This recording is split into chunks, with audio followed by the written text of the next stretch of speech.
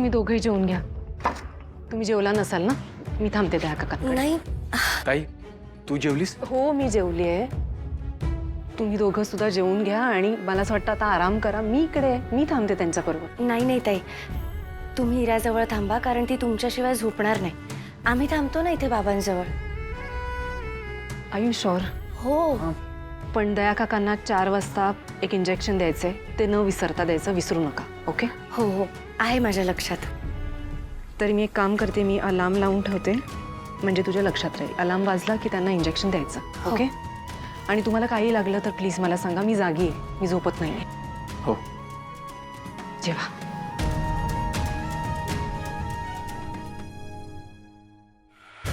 Commander लवकर या, समोरून कॉल आहे.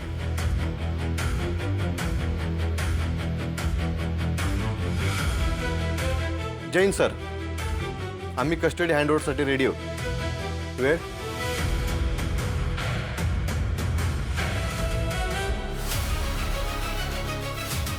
Okay sir. दोन्ही कमांडिंग ऑफिसर हजर असतील सर. आम्ही जागेच्या कोऑर्डिनेट्सची वाट बघू. Thank you sir. जय हिंद.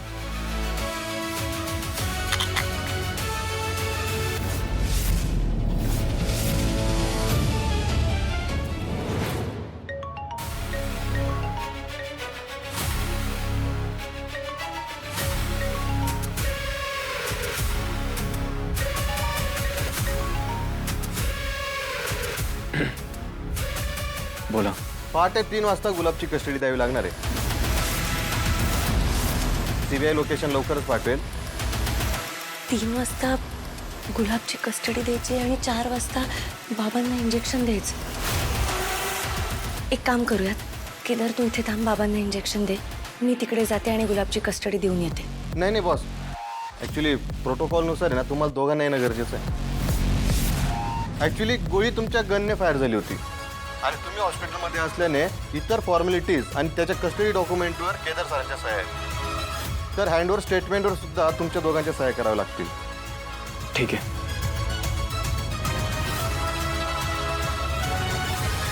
जबाबदारी घेण्याची हौस आहेस तुला. यावेळी माझ्या नवऱ्याची जबाबदारी घेतेस आणि जर कमी पडलीस तर गाठ या पद्मिनी खांडेकरशी आहे. बॉस, मला पहिल्यांदा असं अडकल्यासारखं वाटतंय. एकीकडे कुटुंब आणि एकीकडे कर्तव्य. केदार मला कळतंय, पण हे बघ, आत्ता 1 वाजलाय. आपल्याला 3 वाजेपर्यंत तिकडे जायचंय. मला असं वाटतंय की आपण मॅनेज करू शकू. 3 वाजता आपल्याला गुलाबला सीबीआयकडे सोपवायचंय. कमांडरनी लोकेशन कोऑर्डिनेट पाठवलंय. मला असं वाटतंय की आपण वेळेत इथे परत पोहोचू शकू. आपल्याला इथे वेळेत यावं लागेल. गुलाबचं नाव मीडियासमोर येऊन 24 तास झालेत, पण अजून माझ्यापर्यंत काही आलेलं नाही आहे. म्हणजे नाही, गुलाबने माझं नाव घेतलं नसणार. पण सीबीआयचे फटके पडले आणि गुलाबने माझं नाव घेतलं तर यार, फक्त एक खोटं बोललोय तर एवढं सगळं झालंय.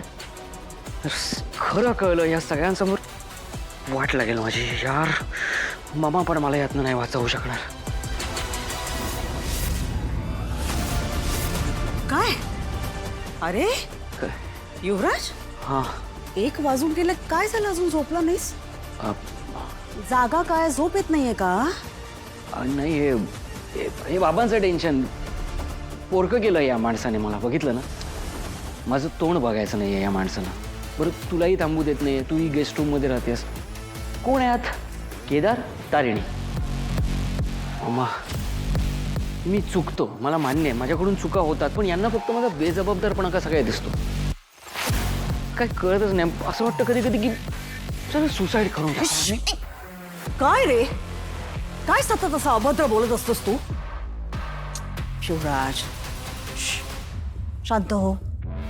तर बघ, काळजी करू नको, सगळं ठीक होईल. मामा, दिवस प्रत्येकाचे सारखे असतात का? नाही ना.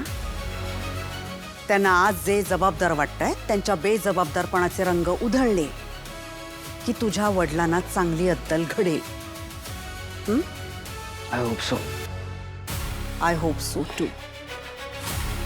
बरं चल झोप आता. झोप नाही येणार मामा मला. मला बसू दे शांत. झोप. आज ना उद्या आपण जे म्हणतोय ते कळेल त्यांना. हं? चल चल आराम कर. चल तर खूप रात्र झाली. चल.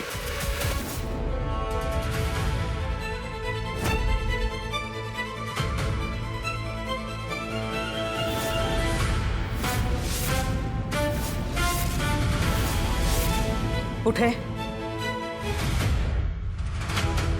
बाबा झोपलेत आताच.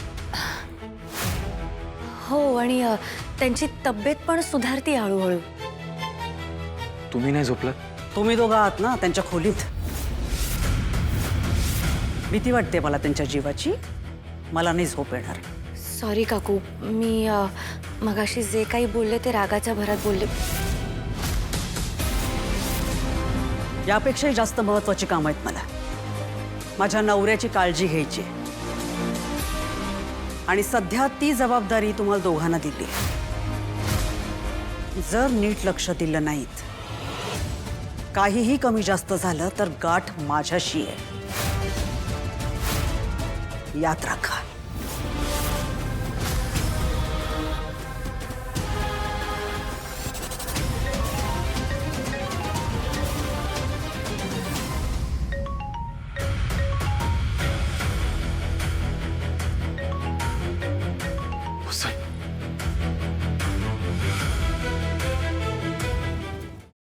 जैन सर. सर ट्रान्सफरची फाईल रेडी आहे. तुमच्या सह्या लागतील. ओके. फातिमा गुलाब सोबत आहे. हां okay done sir. Done done चालेल. काय झालं? ते निघालेत. थोड्या वेळात पोचतील. ठीक प्रिंट दे फक्त. हो हो.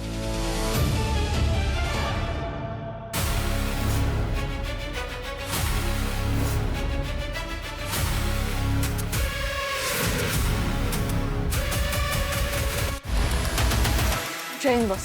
जैन बॉस. गुलाबची अपडेट? लय खुश होतो. त्याला वाटतंय सीबीआय कडे गेलो म्हणजे आपण इथून सुटलो. खुश तर असणारच ना तो, कारण तो फक्त आपल्या हातून नाही, हेड कॉन्स्टेबल वसुधा बेलसरेच्या मुलीच्या हातून सुटतोय. पण जाऊन जाऊन जाईल कुठे? आगीतून उठून फोपाट्यात पडतोय तो. यावेळी जर तो सीबीआयच्या हातून सुटला ना, तर माझ्या गोळीचा नेम त्याच्या खांद्यावर नाही लागणार.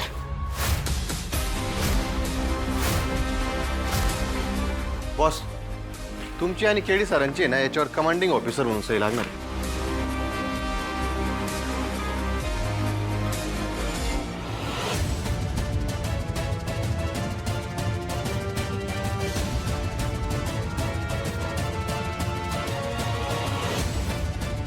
बॉस